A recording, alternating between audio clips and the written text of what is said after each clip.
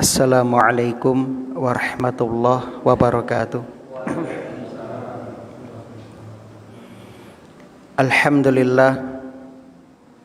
Alhamdulillahilladzi hadana lihadza wa ma kunna linahtadiya laula an hadanallah. Asyhadu an la ilaha illallah wahdahu la syarikalah wa ashhadu anna Muhammadan abduhu wa rasuluh. Allahu ta'ala fil Qur'an, a'udzu billahi minasyaitonir rajim. Ya ayyuhalladzina amanu taqullaha haqqa tuqatih wa la tamutunna illa wa antum muslimun. Wa qala ta'ala, Ya ayyuhalladzina amanu taqullah wa qulu qawlan sadida yuslih lakum a'malakum wa yaghfir lakum dhunubakum wa may yuti'illaha wa rasulahu faqad faza fawzan 'azima. Amma ba'du. Kaum muslimin dan muslimah, jamaah salat maghrib rahimani wa rahimakumullah. Alhamdulillah alladzi bi ni'matihi tatimmus shalihat. Segala puji bagi Allah yang dengan nikmatnya kebaikan-kebaikan hamba dapat terlaksana. Kita bersyukur kepada Allah hingga malam hari ini kita telah memasuki tanggal 9 Dzulhijjah. Artinya besok kita akan melaksanakan ibadah puasa Arafah. Ketika Nabi ditanya tentang puasa Arafah dan puasa Asyura, jawaban Kanjeng Nabi, puasa Arafah menghapus dosa 2 tahun. Dosa-dosa setahun yang lalu dan setahun yang akan datang. Puasa Asyura menghapus dosa 1 tahun. Mudah-mudahan Allah memberikan kekuatan, kemudahan, kesempatan kepada kita untuk dapat menjalankan puasa Arafah. Dan jangan lupa perbanyak berdoa di hari Arafah, seperti memperbanyak doa sabut jagat dan doa-doa yang lainnya. Dan mudah-mudahan Allah Subhanahu wa taala menerima ibadah puasa kita, mengampuni dosa-dosa kita, dan semoga Allah mewafatkan kita semuanya dalam keadaan husnul khatimah. Amin ya rabbal alamin. Allahumma anfa'na bima 'allamtana wa 'allimna ma yanfa'una wa zidna ilman. Allahumma tawaffana 'alal islam was sunnah. Allahumma rzuqna husnal khitam. Salawat dan salam mudah-mudahan senantiasa tercurah limpahkan kepada Nabi kita Muhammad sallallahu alaihi wasallam, kepada keluarga dan juga para sahabatnya radhiyallahu anhum ajmain. Jamaah rahimani wa rahimakumullah. Kita melanjutkan membacakan tafsir surah Ibrahim. Pada ayat yang lalu, ayat yang ke-6, masih tentang kisah Nabi Musa alaihissalam dalam rangka mengingatkan nikmat-nikmat Allah yang besar yang telah dianugerahkan kepada mereka Bani Israel. Di antaranya diselamatkan dari Fir'aun, dibebaskan dari penindasan, perbudakan, dan diberi keselamatan. Lantas pada ayat yang ke-7 yang akan kita bacakan di malam hari ini, Allah Subhanahu wa ta'ala ingin menjelaskan kaidah besar tentang nikmat.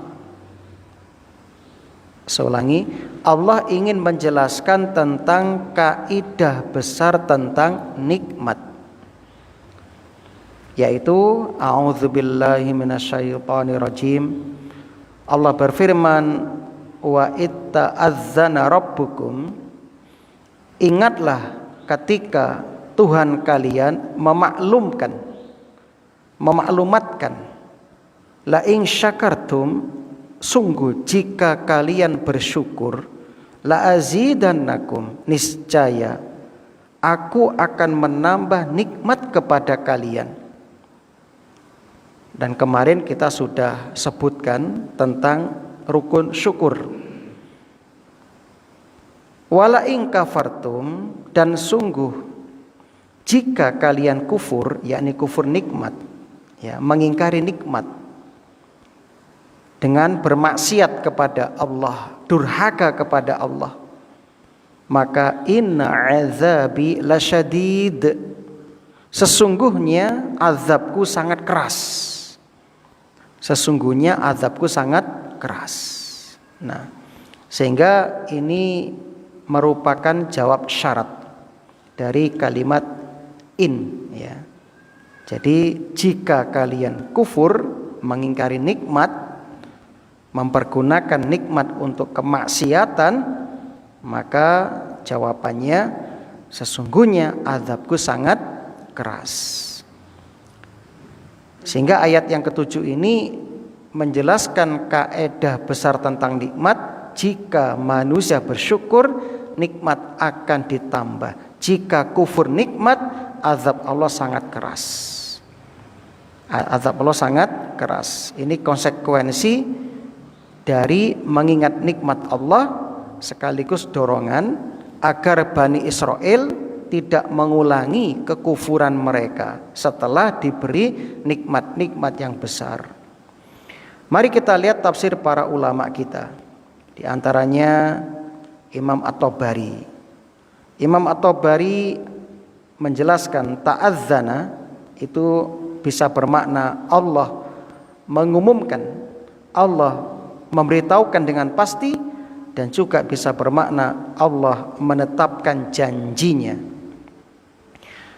Apa itu janji Allah? La in syakartum la azidannakum. Jika kalian bersyukur atas nikmat, Allah akan menambah nikmat, menjaga nikmat, memberi keberkahan, mengundang nikmat. Dan tambahan ini bisa dalam bentuk harta, kesehatan, keamanan, ilmu, dan juga taufik dalam beramal ketaatan. Jadi ini bagian dari nikmat. Bahkan nikmat yang paling besar adalah nikmat Islam dan iman. Maka di antara bentuk syukur kita atas kedua nikmat tersebut, tugas kita sekarang bagaimana berusaha menjaga kedua nikmat itu agar tetap langgeng dalam diri kita. Itu menjaga keislaman kita, menjaga keimanan kita. Ya, kita harus jaga betul.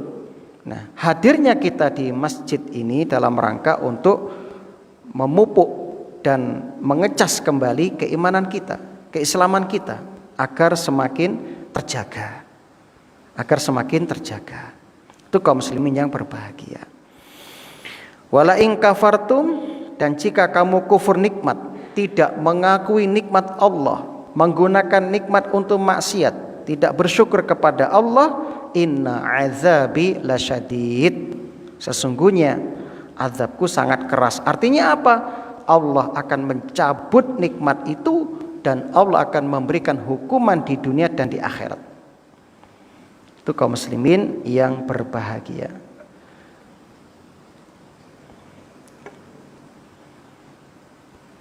Berikutnya, ya, Allah Subhanahu wa taala itu, ya, dari ayat ini ingin menjelaskan pula kepada kita sebuah kaidah agung sebagaimana disebutkan oleh Ibnu Katsir dalam tafsirnya, yaitu Allah tidak akan mengubah nikmat suatu kaum sampai mereka sendiri mengubah ketaatan menjadi kemaksiatan.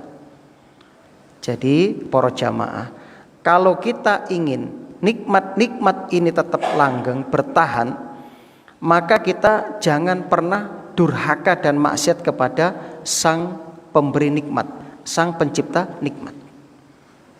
Itu kaum muslimin yang berbahagia. Ini yang harus kita ingat-ingat. Sebagaimana yang kemarin kita sampaikan, sabda Rasulullah sallallahu alaihi wasallam, innal abda la yuhramu rizqa bidzambi yusibuh.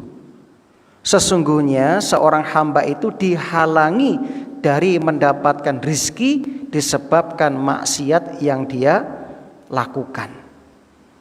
Jadi maksiat itu menjadi penghalang seseorang mendapatkan rizki. Itu sangat penting sebagai kaidah agung agar kita tidak kufur nikmat. Jamaah rahimani wa rahimakumullah. Jadi kata Imam Al-Qurtubi dalam tafsirnya, syukur itu bukan hanya sekedar ucapan alhamdulillah, tidak cukup. Itu sudah bagian dari syukur tapi belum cukup. Kata beliau, syukur yang sempurna selain mengucapkan alhamdulillah, kita supaya menampakkan rasa syukur dalam amal kita. Ya, kita pergunakan nikmat untuk menjalankan perintah-perintah Allah seperti puasa sunnah besok, ya, Arafah, kemudian tanggal 10-nya ya Idul Adha, kemudian yang punya kelapangan rezeki berkorban, ya, Masya Allah. Itu bagian dari syukur nikmat. Ya, bagian dari syukur nikmat. Itu jamaah yang berbahagia. Dan juga tanda syukur kita mengenal Allah sang pemberi nikmat. Kita mencintai Allah sang pemberi nikmat dan menggunakan nikmat sesuai dengan tujuan yang Allah kehendaki. Itu kaum muslimin yang berbahagia. Nah, ayat ini memberikan beberapa pelajaran atau faedah kepada kita. Yang pertama, syukur adalah sebab bertambahnya nikmat. Ya, sebab bertambahnya nikmat. Yang kedua, kufur nikmat menyebabkan hilangnya nikmat. Nah, ingat ya, kehancuran manusia itu bisa terjadi karena sombong, lupa kepada Allah, dan memakai nikmat untuk maksiat seperti Fir'aun. Ya, dia hancur karena dia sombong dengan kekuasaannya, sombong dengan ya kekuatannya. Ya, itu kaum muslimin yang berbahagia. Pelajaran yang ketiga, nikmat terbesar adalah hidayah. Maka syukur terbesar adalah menjaga Islam, menjaga iman, menjaga sholat, menjaga ketaatan kepada Allah. Pelajaran yang keempat, syukur harus tampak dalam amal. Misalnya, nikmat kedua mata kita gunakan untuk melihat yang baik-baik. Nikmat tenaga kita gunakan untuk yang bermanfaat. Nikmat ilmu kita gunakan untuk yang bermanfaat. Ya, nikmat harta kita gunakan untuk ketaatan, dan seterusnya dan seterusnya. Yang terakhir, ya, ayat ini menunjukkan ancaman Allah terhadap kufur nikmat sangat keras. Ya, selain Allah akan mencabut nikmat itu, Allah juga akan mencabut keberkahan hidupnya. Ya, betul dia tuh kaya raya, ya, sehat, waktunya lapang, namun tidak digunakan untuk ketaatan kepada Allah. Kekayaannya digunakan untuk maksiat, beli narkoba, nyuwun sewu, bermain wanita, ya, beli minuman keras, ya, dan sejenisnya. Kemudian waktunya dihabiskan untuk kemaksiatan. Ya. Dicabut keberkahan hidupnya, walaupun dia bergelimang harta. Ini sangat menyedihkan jamaah. Nah, maka pesan dari ayat ini untuk kita manusia akhir zaman, manusia modern, ya. Maka jangan sampai hari ini kecanggihan teknologi, ya, makanan yang melimpah ruah, kendaraan-kendaraan yang ya semakin mudah kita dapatkan, komunikasi makin mudah, kenyamanan hidup makin mudah, jangan sampai menjadikan kita jauh dari Allah. Jangan sampai meninggalkan sholat. Jangan sampai kita kufur terhadap Allah sehingga menggunakan nikmat-nikmat itu, sarana-sarana itu untuk kemaksiatan. Jangan kaum muslimin. Ya. Maka hendaknya kita betul-betul menjaga diri. Ya. Dengan adanya sarana media sosial, jangan sampai menjadikan kita iri, hasad, sombong, suka pamer, flexing, ya, dan sejenisnya. Jangan kaum muslimin. Tapi hendaknya kita tetap qanaah, rendah hati, tenang, ya, dan ya terus memiliki jiwa yang tawadhu, adab asor, ya. Itu kaum muslimin yang berbahagia. Ayat berikutnya masih lanjutan tentang ucapan Nabi Musa alaihissalam kepada Bani Israel. Wa qala Musa, dan Nabi Musa berkata, in takfuru, jika kalian, ya, jika kalian kafir, antum, kalian itu, wa man fil ardi jami'an, dan seluruh manusia di bumi semuanya itu kafir, fa innallaha laghaniyyun hamid, maka sesungguhnya Allah Maha Kaya lagi Maha Terpuji. Masya Allah. Jadi kalau ayat yang ketujuh tadi adalah kaidah besar dalam bersyukur, yaitu siapa yang bersyukur akan ditambah nikmatnya, siapa yang kufur akan mendapat adab yang keras. Maka pada ayat yang ke-8 menjelaskan bahwasanya kekufuran manusia sama sekali tidak merugikan Allah, gak berpengaruh bagi Allah, ya. Dan sebaliknya ketaatan manusia tidak menambah kerajaan Allah, tidak menambah kekuasaan Allah. Andaikan seluruh manusia tidak menyembah Allah, gak sujud kepada Allah, Allah tetap maha segalanya. Nah, seandainya seluruh makhluk durhaka kepada Allah, memiliki hati seperti hatinya iblis, tidak akan mengurangi kerajaan Allah, tidak akan mengurangi kemahasempurnaan Allah, nggak berpengaruh.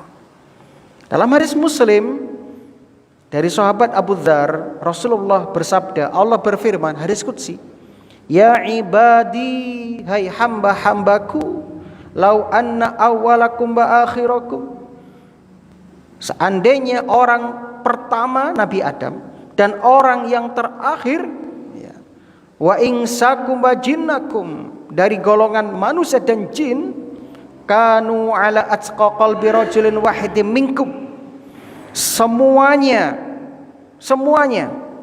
berada di atas ketakwaan seperti ketakwaan hati orang yang paling bertakwa di antara kalian. Jadi andaikan mulai dari Nabi Adam, manusia pertama, dan iblis, ya, sampai manusia akhir zaman, manusia dan jin, memiliki hati yang bertakwa seperti hatinya Nabi Muhammad sallallahu alaihi wasallam. Apa kata Allah? Ma zada dzalika fil mulki syai'an.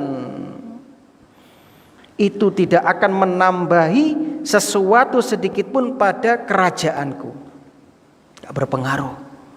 Ya ibadi, wahai hamba-hambaku, lau anna awalakum wa akhirakum wa insakum wa jinnakum, seandainya makhluk yang pertama sampai yang terakhir dari jin dan manusia, kanu ala afjari qalbi rajulin wahidin minkum, memiliki hati yang paling jahat, hati yang paling durhaka, semuanya, mana qasadzalika min mulki syai'an, itu tidak akan mengurangi sedikit pun dari kerajaanku, kata Allah.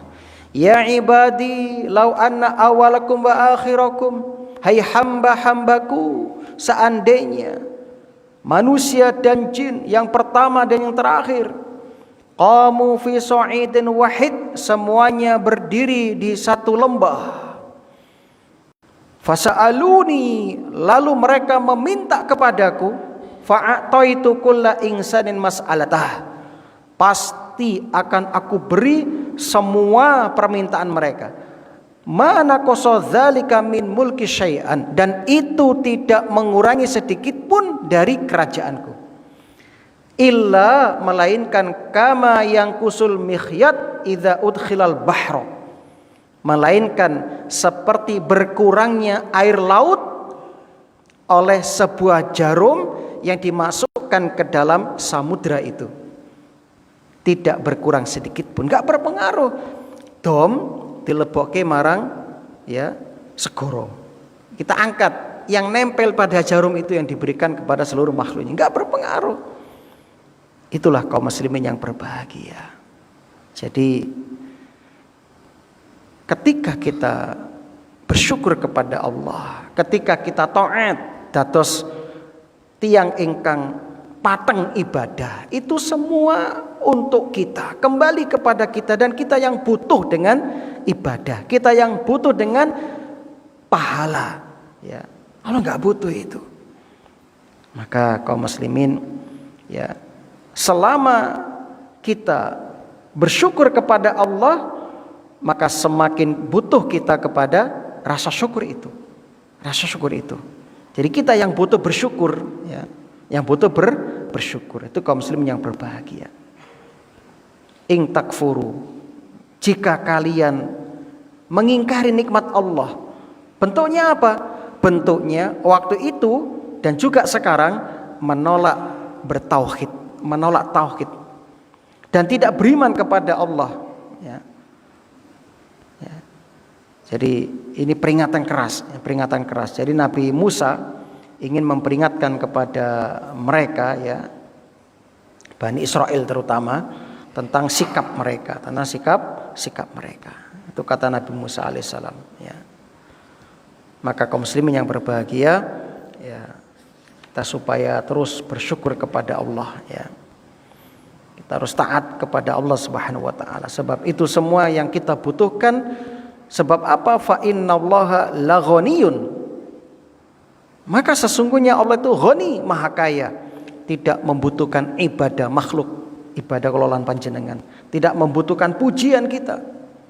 Ya, ketika kita memuji Allah, alhamdulillah, itu kembali kepada kita keutamaan pahalanya. Dan Allah juga Hamid, maha terpuji dalam zatnya, maha terpuji dalam sifat-sifatnya, terpuji segala perbuatannya. Ya, walaupun makhluk enggak memuji Allah, Allah tetap maha terpuji, jamaah. Ya, sebagaimana dijelaskan oleh Imam At-Tabari dalam tafsirnya Jami'ul Bayan jilid 16 halaman 527 hingga 529, cetakan Darul Hijrah. Nah, itu kaum muslimin yang berbahagia, ya. Sehingga ayat ini merupakan ancaman, kata Imam Al-Qurtubi, ancaman, ya. Ancaman bagi kita yang tidak mau bersyukur. Sebab kita adalah hamba yang fakir kepada Allah, fakir kepada rahmat Allah, fakir butuh kepada, ya, karunia Allah. Itu kaum muslimin yang berbahagia. Ayat ini memberikan pelajaran yang pertama, yaitu Allah tidak membutuhkan makhluk. Jadi ibadah kita bukan untuk kepentingan Allah, tapi untuk keselamatan kita sendiri. Yang kedua, syukur manfaatnya kembali kepada manusia. Tadi sudah dijelaskan. Yang ketiga, kekufuran tidak mengurangi kerajaan Allah. Yang keempat, seluruh makhluk fakir marang Gusti Allah. Maka dari ayat ini ada pelajaran kita harus tawadhu ya, dan memiliki rasa fakir butuh kepada Allah.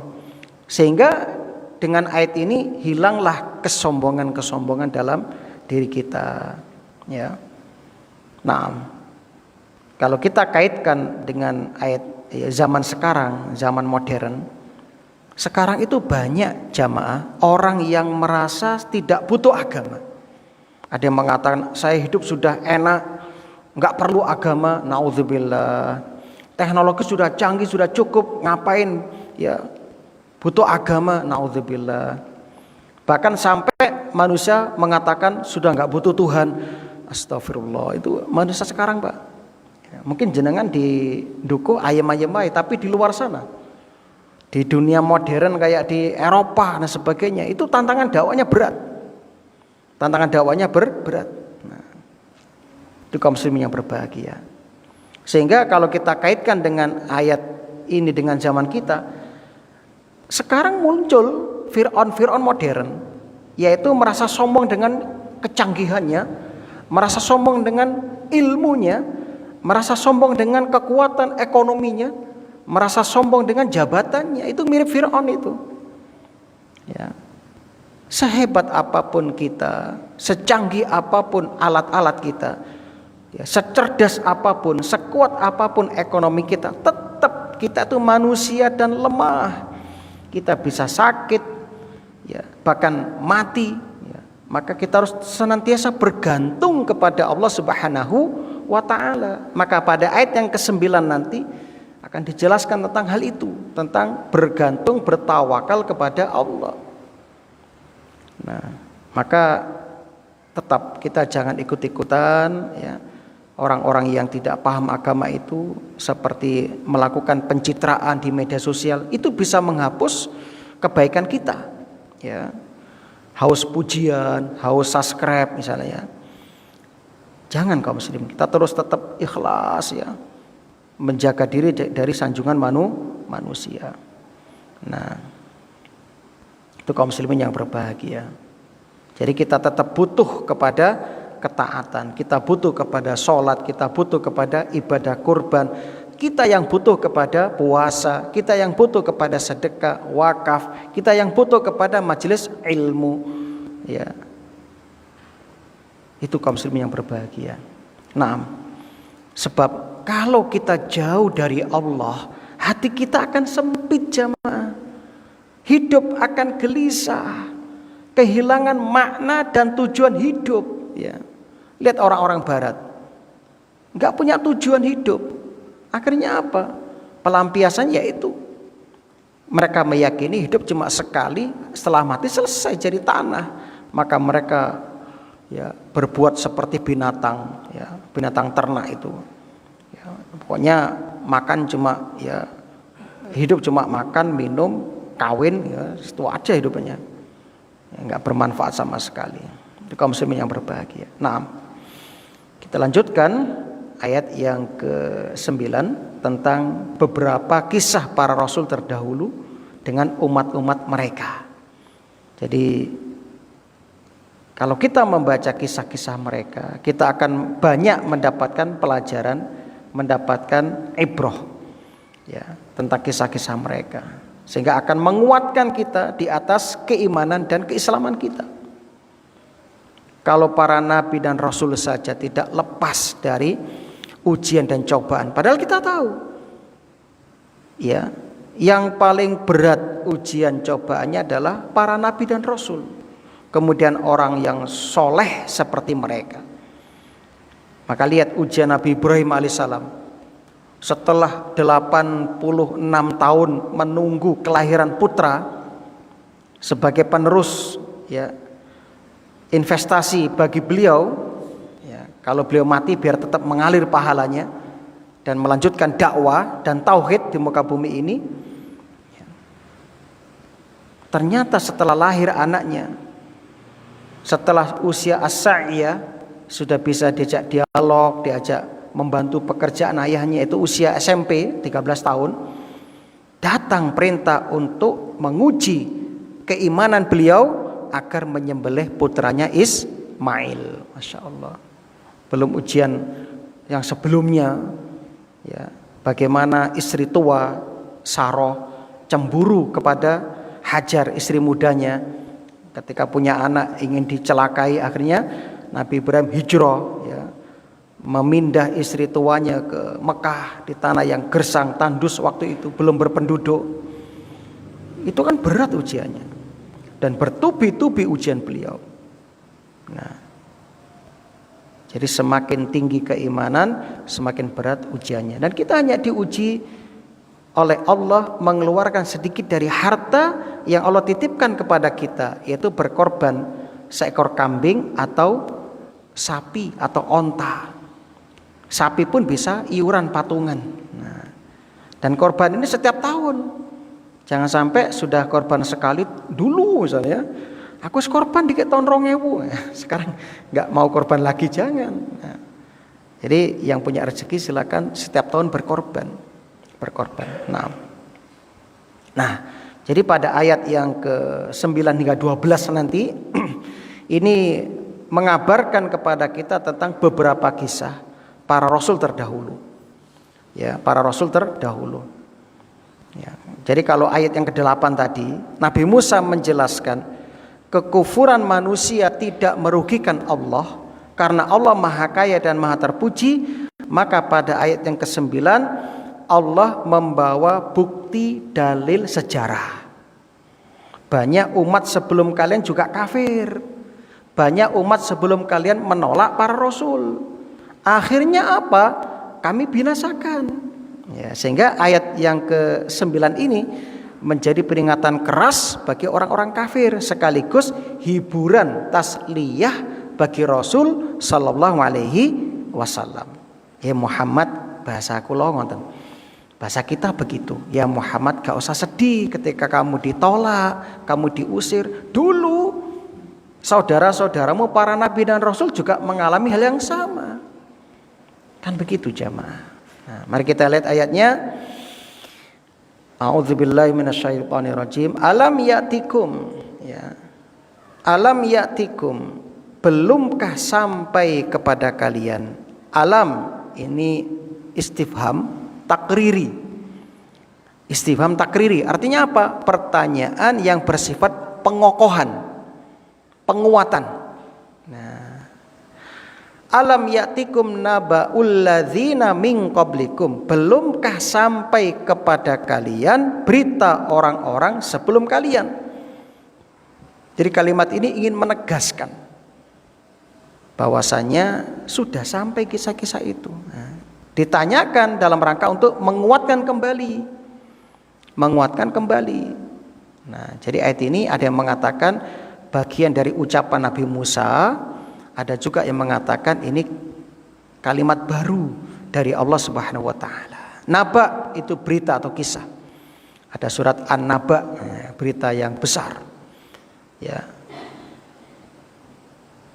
Qaum Nuh, kaumnya Nabi Nuh. Wa Adin, kaumnya ya kaum Ad. Ya, kaum Ad itu kaum siapa? Ya, kaumnya Nabi siapa kaum Ad itu? Kaumnya Nabi Hud ya. Wa Samud, dan kaum Samud kaumnya Nabi Soleh. Ya, Samud itu kaum Nabi Soleh. Walladzina mim ba'dihim, dan orang-orang sesudah mereka. La ya'lamuhum illallah, yang tidak diketahui jumlahnya kecuali oleh Allah. Nah, jadi yang tahu beberapa jumlah manusianya, generasi ke generasi, hanya Allah yang tahu yang pasti. Ja'athum rusuluhum bil bayyinati, telah datang kepada mereka rasul-rasul mereka bil bayyinat, dengan membawa bukti-bukti yang nyata, membawa hujjah-hujjah, membawa mukjizat-mukjizat ya. Faraddu aydiyahum, lalu mereka meletakkan tangan mereka ya ke mulutnya.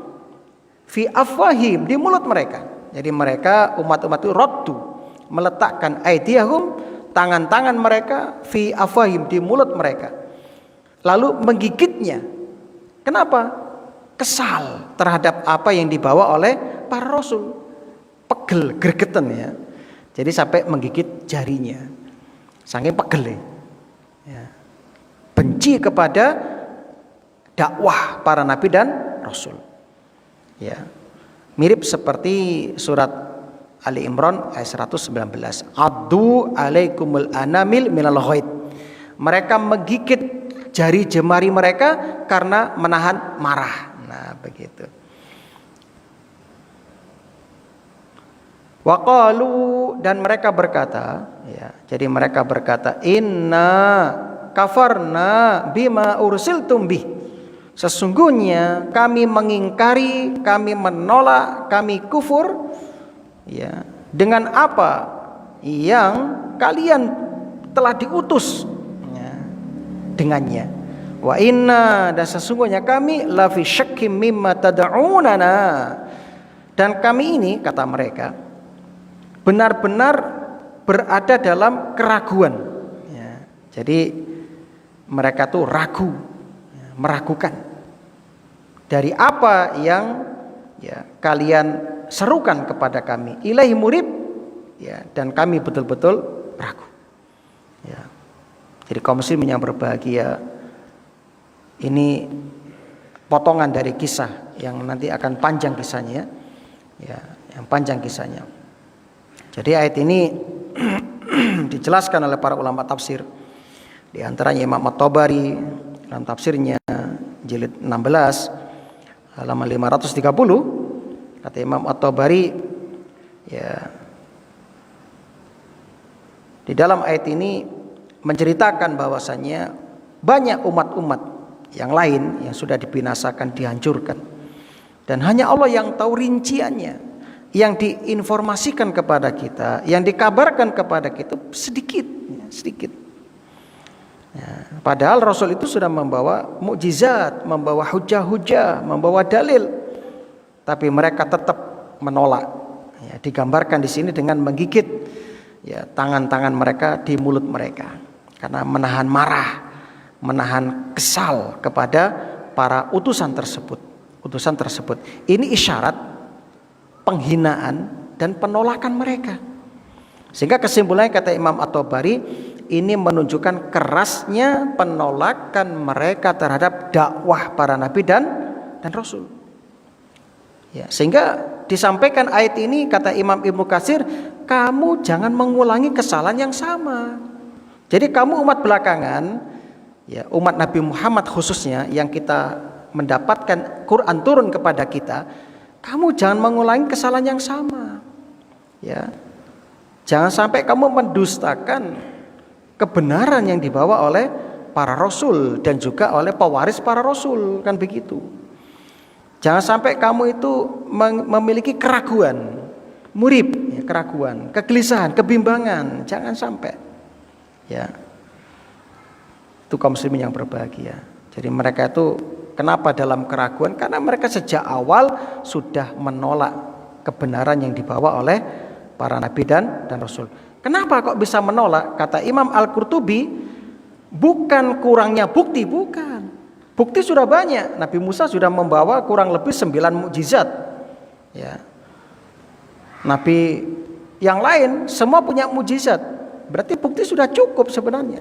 Tapi karena hawa nafsu lebih dominan, kesombongan, ya, fanatisme kepada ajaran nenek moyang, itu nanti jawabannya di ayat yang berikutnya. Itu kaum muslim yang berbahagia. Nah, sehingga ayat ini ya memberikan pelajaran kepada kita.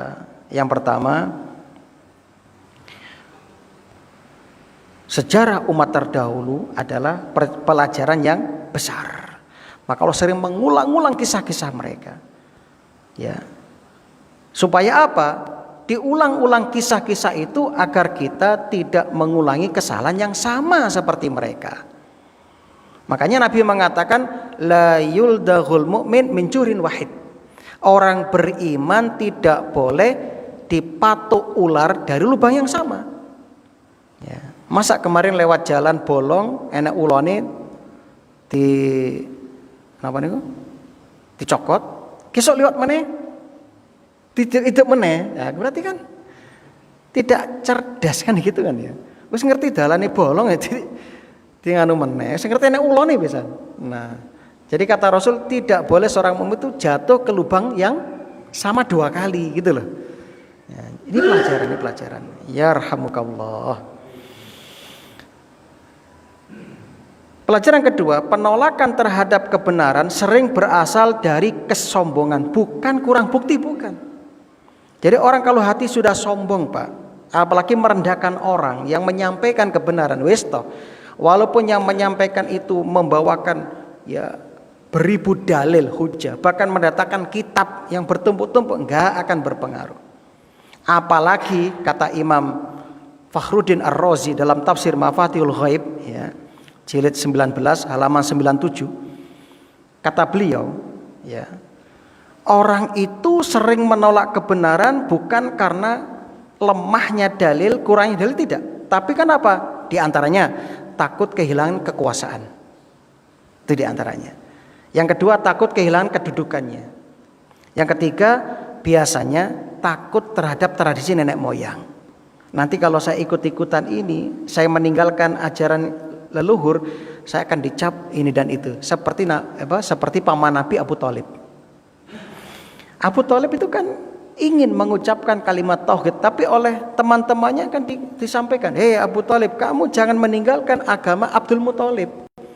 Kalau kamu ya mengikuti agama keponakanmu, apa kata penduduk kafir Quraisy? Kan begitu, didendeni lah. Nah, itu yang sering terjadi kata Imam Fakhruddin Ar-Razi. Nah, dalam tafsirnya Mafatihul Ghaib. Nah, itu kaum muslimin yang berbahagia. Pelajaran yang ketiga, orang batil sering memakai keraguan untuk menolak kebenaran. Padahal keraguan itu bukan pencarian ilmiah, tetapi penolakan terhadap konsekuensi kebenaran. Ya. Pelajaran keempat, jumlah umat yang binasa sangat banyak. Hanya Allah yang tahu jumlahnya sepanjang sejarah ya. Nah, yang terakhir, dakwah para nabi selalu menghadapi perlawanan. Ya. Penolakan itu mesti. Ya. Kita pun dulu ketika mendapatkan hal yang baru juga sama. Kita mendapatkan, ya, kita sudah didoktrin mulai kecil begini, ketemu lingkungan baru, ilmu baru, untuk meninggalkan perlu berpikir mendalam. Nggak semudah itu untuk hijrah meninggalkan kebiasaan keburukan, nggak semudah itu. Perlu perjuangan.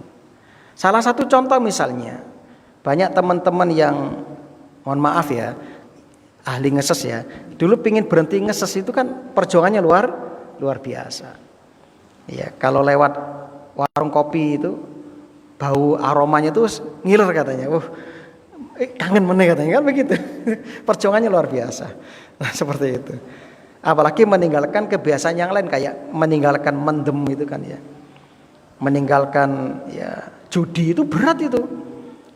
Ya. Anda mungkin enak ngomong lah judi nyapong anu. Anda belum pernah terjun ke situ. Kalau Anda sudah pernah kecanduan judi, abot gitu. Nah, kecuali Allah memberi hidayah. Saya punya murid ya. Dulu alim mondok di Jember ya. Pinter ngaji kitab pun pinter. Kemudian ala kulli hal jadi polisi.